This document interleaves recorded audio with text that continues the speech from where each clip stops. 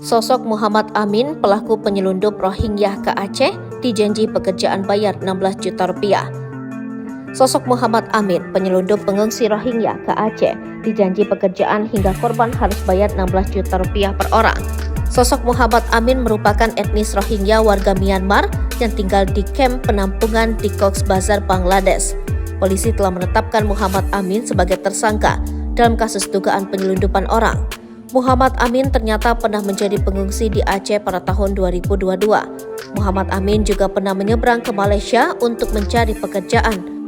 Pengalaman sebagai pengungsi inilah yang menjadi modal Amin untuk menyelundupkan pengungsi Rohingya ke Aceh. Kapolresta Banda Aceh Kombes Fahmi Irwan Ramli mengatakan Amin beraksi dengan bermodal pengalaman sebagai pengungsi yang datang pada 2022. Amin membawa 136 pengungsi dari kamp penampungan di Cox's Bazar, Bangladesh. Tersangka ini tahun 2022 itu pernah tinggal di pengungsian di Muara Batu di Aceh Utara selama 3 atau 4 bulan, kata Fahmi. Amin diketahui melarikan diri dari kamp penampungan sementara itu lalu menuju Dumai, Riau. Dari sana Amin disebut menyeberang ke Malaysia untuk mencari pekerjaan. Amin termasuk salah satu pengungsi yang dapat berbahasa Melayu. Menurut Fahmi, setelah bekerja di Malaysia, Amin kembali ke kamp penampungan di Cox's Bazar, Bangladesh. Kemudian, dia menghimpun orang-orang ini, termasuk anak-anak dan istrinya yang dibawa kemarin terdampar 137 orang, jelas Fahmi.